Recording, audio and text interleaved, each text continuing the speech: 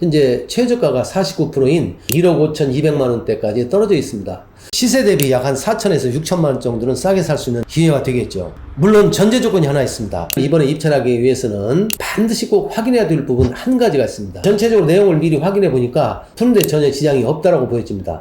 여러분 안녕하세요. 경매광장입니다. 오늘은 경기도 파주시에 소재하고 있는 반값까지 떨어진 아파트 경매 사건을 하나 소개를 하고자 합니다. 최근 경기도 지역 내 아파트 경매 건수를 제가 확인해 보니까요, 현재 진행 사건이 500사건 정도가 되는데 그 중에서 반값까지 떨어진 것이 74건입니다. 비율로서는 15% 가까이 되는데요, 그 중에서 제가 특히 파주에 있는 아파트를 소개한 이유가 따로 있습니다. 바로 내년 하반기로 예정된 GTX 개통 때문에 그런데요, 최근 발표된 내용을 보면은 내년 하반기에 GTX 운정역이 개통돼서 서울역까지 연결될 것으로 예상됩니다. 그렇게 됐을 때 운정역에서 서울역까지 가는 소요시간은 18분 정도가 걸린다고 하니 교통 측면에서 본다면 아주 획기적인 변화라고 볼 수가 있습니다. 자, 그럼 이런 것이 아파트 시장에는 어떤 영향을 미칠 것인가? 당연히 가격 상승의 효과가 수반될 것으로 보여지는 것입니다. 다만 이제 오늘 사건의 경우에는 운정 신도시하고 약간 떨어진 금천동에 소재하고 있는 아파트인데요, 운정역에서 약 한 7km 정도밖에 떨어져 있지 않습니다. 그렇기 때문에 GTX가 개통되면 당연히 긍정적 영향을 받을 수 있다고 볼 수 있겠죠. 오늘 아파트의 경우에는 전용면적이 59제곱미터인데요, 감정가는 3억 1,100만 원입니다. 그런데 현재 최저가가 49%인 1억 5,200만 원대까지 떨어져 있습니다. 제가 시세를 조사해 보니까요, 최근 시세는 감정가보다는 약간 떨어졌습니다. 약 2억 2천에서 2억 4천 정도가 되는데요, 최근 시세에 비춰본다 하더라도 8, 9천만 원 정도 차이가 나는 금액이죠. 다만 이 물건을 이번에 입찰하기 위해서는 반드시 꼭 확인해야 될 부분 한 가지가 있습니다. 전체적으로 내용을 미리 확인해 보니까 푸는데 전혀 지장이 없다라고 보여집니다. 입찰하기 위해서는 그 근거가 중요하겠죠. 좀 더 자세하게 그 근거를 알아볼 거고요, 그리고 어느 정도 금액이 적정 입찰가인지 그 부분도 아울러서 알아보겠습니다.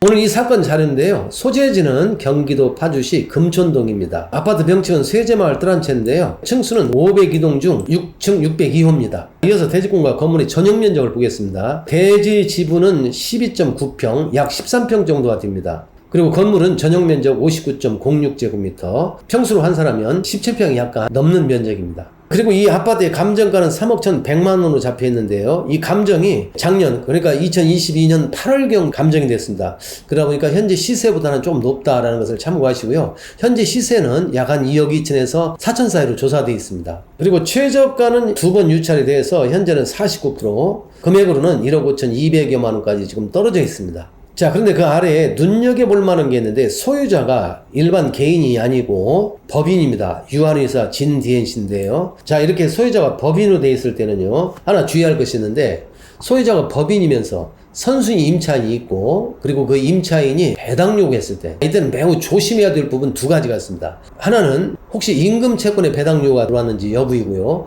또 다른 하나는 법정기일이 임차권보다 빠른 조세 채권이 존재하는지 그 부분입니다. 왜냐하면 이 사건의 경우 선순위 임차인이 있습니다. 임차 보증금이 1억 7,500만 원인데요, 1억 7,500만 원을 썼다 하더라도 그 선순위 임차인이 보증금을 다 배당받지 못하는 경우가 있기 때문에 그런 거죠.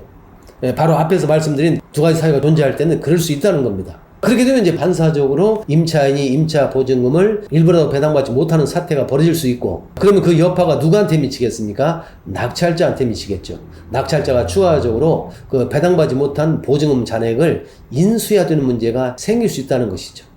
자, 그래서 오늘 이 사건의 경우에도 그 두 가지 면에다가 초점을 맞춰서 자세하게 살펴보겠습니다. 다음으로 입찰 진행 내용을 간단하게 보겠습니다. 1차와 2차는 이제 유찰이 되고요, 3차 매각기일이 예정되어 있는데요, 2023년 7월 25일입니다. 이날 최저 매각 가격은 감정가의 49%인 1억 5,239만 원입니다.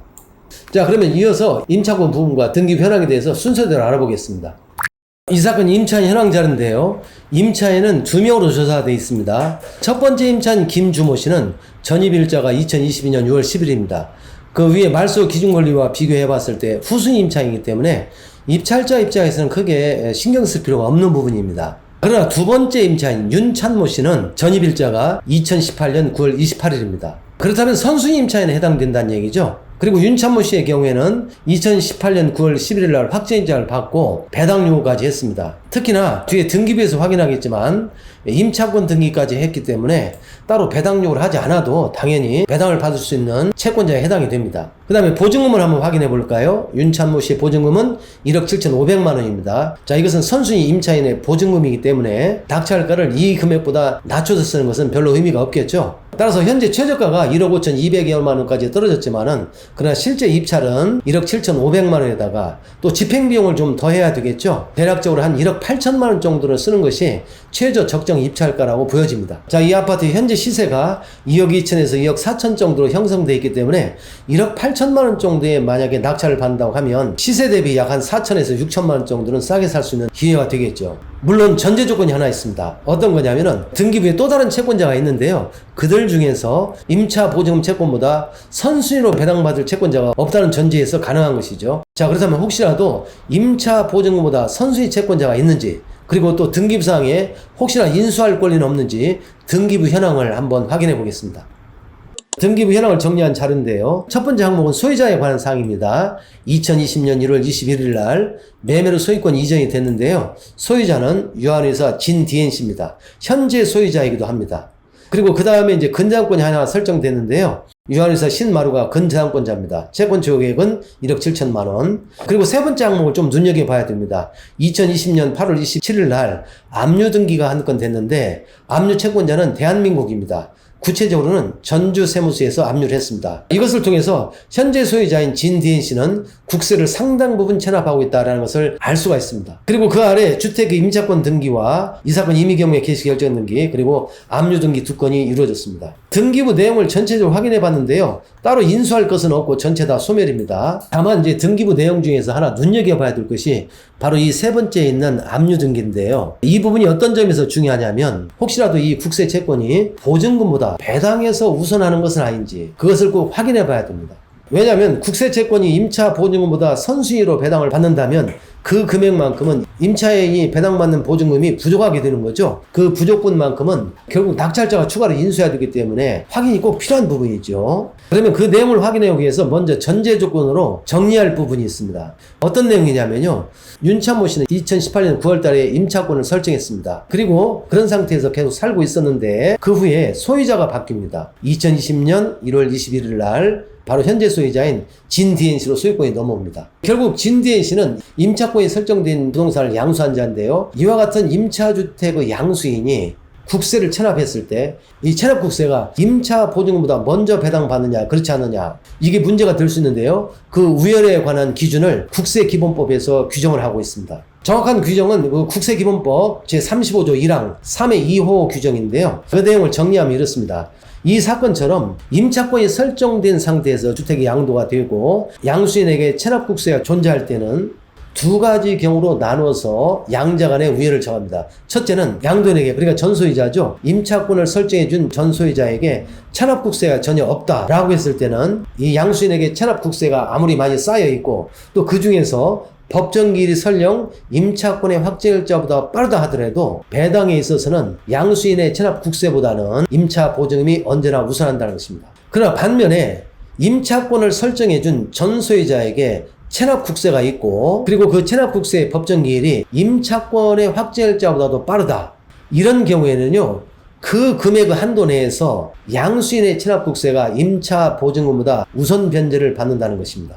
예를 들어서 종전 소유자가 임차권을 설정할 당시 임차권의 확정일자보다 빠른 체납국세가 5천만 원 있었다고 예를 들어봅시다. 그런 상태에서 임차주택이 현재 소유자인 진DNC에게 양도가 됐습니다. 이런 경우라면요. 양수인명의로 있는 상태에서 경매가 돼서 매각대금으로 배당을 할 때 현재 소유자가 체납한 국세 중 5천만 원 한도 내에서는 임차 보증금보다도 국세가 우선한다라는 것입니다. 결국 임차주택의 양수인인 진DNC가 이 체납한 국세가 임차 보증금보다 우선 변제를 받을 수 있기 위해서는 전 소유자에게 임차권의 확정일자보다도 법정기일이 빠른 조세채권의 체납이 있어야 되고 현재도 그게 유지가 되어 있어야 됩니다. 그런 경우에 한해서만 현재 소유자의 체납 국세가 임차 보증금보다도 우선해서 배당을 받을 수 있다는 것이죠. 자, 그럼 이 사건의 경우에는 종전 소유자에게 혹시 체납국세가 있었는지 그 정도는 우리가 좀 확인을 해봐야 되는데요. 정확한 내용을 100% 확인하는 것은 어렵습니다. 그런데 등기부 내용을 조사해보면 대부분은 추론이 가능합니다. 등기부 내용을 한번 같이 보겠습니다. 자, 이 사건 등기부인데요. 수의번호 11번에 보면은 소유권 이전이 됐잖아요. 2020년 1월 21일 날 현재 소유자인 유한의사 진DNC로 됐는데요. 그 전 소유자가 누구였냐면 바로 위에 있습니다. 수의번호 10번에 소유권 이전을 받은 사람인데요. 2018년 7월 31일입니다. 소유자는 김영모 씨인데, 자, 이 내용을 통해서 알 수 있는 것은 김영모 씨가 소유권을 취득한 후 약 한 1년 반 있다가 소유권을 유한의사 진DNC한테 넘겼습니다. 물론 그 사이에 이 사건 임차권은 설정이 된 상태죠.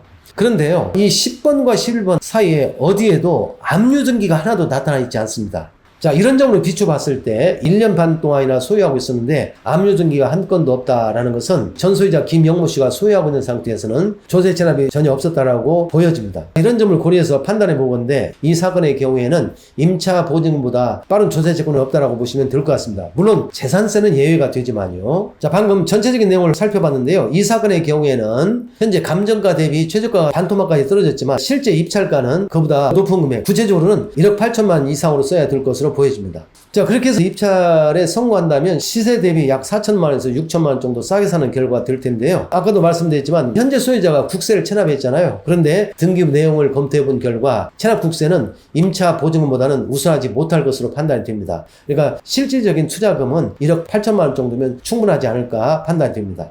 이 사건과 관련해서 마지막으로 강조하고자 하는 것은요. 임차주택이 양도된 상태에서 경매가 되더라도 현재 양수인이 국세를 체납했다고 하면 그 국세가 임차 보증금보다 우선하는지 그렇지 않은지 그 부분에 대해서 좀 더 자세하게 확인한 후 입찰 여부를 결정하는 것이 안전하지 않을까 생각합니다.